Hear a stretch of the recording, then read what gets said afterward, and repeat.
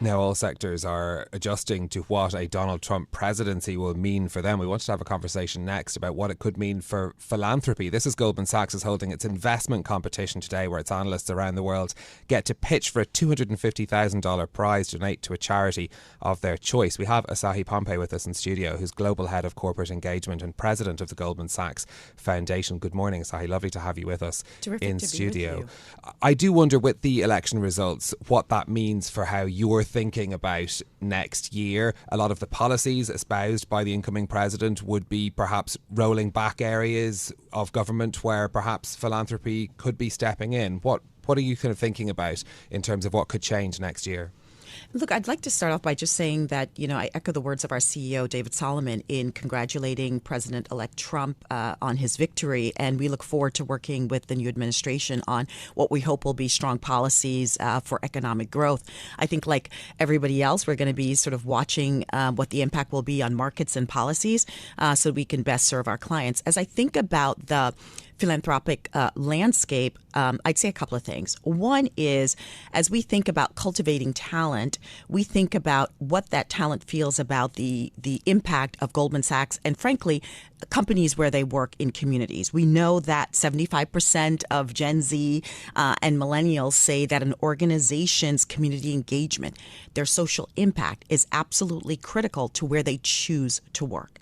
Secondly, we know that the overall job satisfaction, 86% of Gen Z say that their sense of purpose, whether they have a sense of purpose at work, increases not only their job satisfaction, but their personal well-being. So as you think about that backdrop of any company, you have to make sure that you're engaged in activities that's going to feed that. And one of the great things that we're doing today is that we're having this competition of our analysts, and they'll be able to have their hands on millions of philanthropic dollars and where those dollars go. And this is the 9th year of the competition. Yeah, it sounds really interesting. I want to get onto that in just a minute. But just a further kind of follow-up question, given the importance of the Trump White House, Goldman Sachs's 1 Million Black Women Initiative, the Black in Business Education Program, and a raft of other Goldman Sachs and Goldman Sachs Foundation programs, they are putting literally billions of dollars over many, many years into addressing racial and gender inequality, for example. Do you lean into that, given that the next 4 years is going to be a very conservative administration? How do you think about it? I mean, when we launched our 1 Million Black Women Initiative, it's two things. It's $10 billion of investment capital and $100 million of philanthropic capital. What's important to note, I think, is one, in terms of our Black in Business program, it is open to all individuals who are entrepreneurs that are growth-oriented and solopreneurs looking to become entrepreneurs. And so there's a wide spectrum of individuals that can apply for that program and that can be a part of that program, one.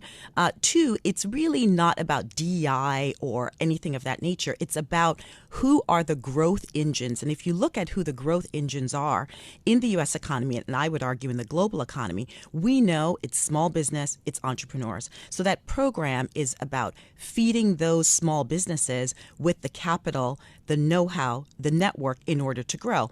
And here's a couple of things I would underscore. When you look at the data, if you're able to close the earnings gap for Black women in the United States, you're able to increase U.S. GDP by anywhere from $350 to $450 billion.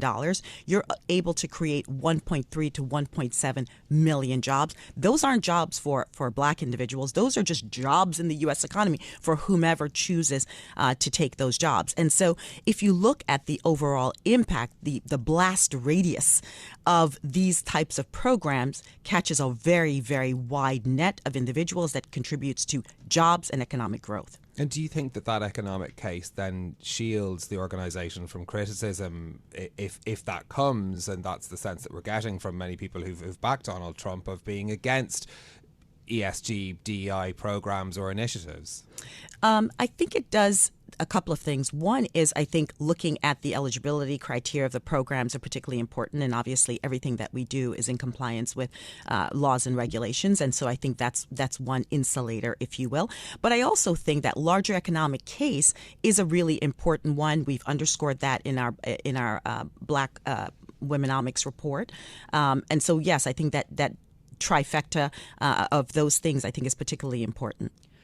What do you think the young people and the analysts who are going to be taking part in the event today are going to be looking to do with the money? And also, how did they actually win that $250,000? I mean, it's interesting that they get to pick, what they're going to put that money towards. How do they get it? And why did you choose to do this kind of a competition? It's a great question, Caroline, because if you were to look at most corporations, decisions around impact and philanthropy are reserved for those in the C-suite. And what we've done with this program is we've really democratized access to those dollars. So we've said we're going to put that decision-making in the hands of our junior talent at the firm and have them drive the bus, have them, identify organizations, have them make a pitch. And the pitch today is to our CEO, David Solomon, and other senior leaders, Richard Nada, head of our office here in the UK, that will be making the decision. So it is literally a competition on stage where they are battling for better, for impact across the world, and some phenomenal organizations that they've chosen. And frankly, orgs that we don't always know about. And so you're getting this pool of talent really surfacing phenomenal organizations doing great work around the UK, but more globally as well. Can you tell us a bit about some of those organizations that the analysts are pitching to be able to donate this money to? Sure. I want to highlight the UK team in particular. They're pitching for an organization called ScreenShare. It's an all-female team. And ScreenShare addresses the issue of digital exclusion. These are individuals who don't have a device, who don't have internet access. We know in the UK approximately 11.9 individuals are in this state where they are just not connected. So what ScreenShare does is they provide devices, refurbished devices to these individuals with prepaid internet access, so they're able to then really access job listings, information, education, and for the most part, they target asylum seekers and refugees.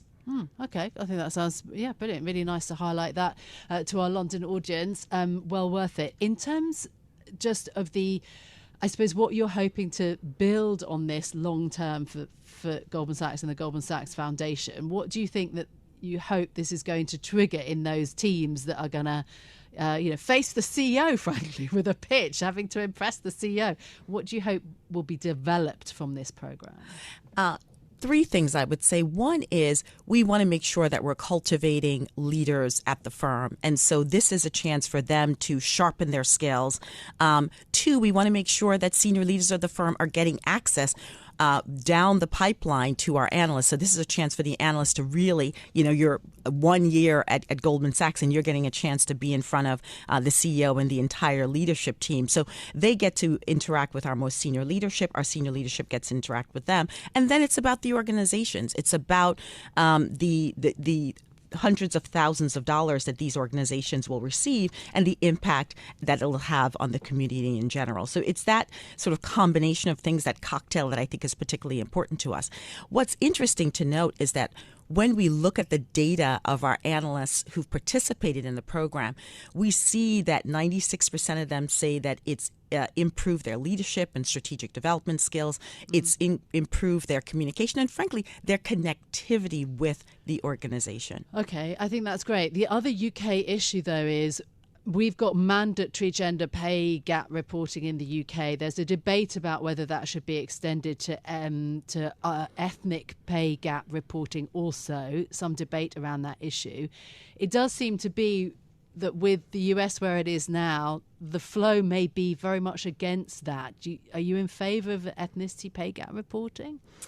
Here's what I would say. I would highlight our partner class that was just announced last week. We had 26% of the 95 new partners are women. It's the largest number of women promoted to a partnership in Goldman Sachs history, almost 27% of that class.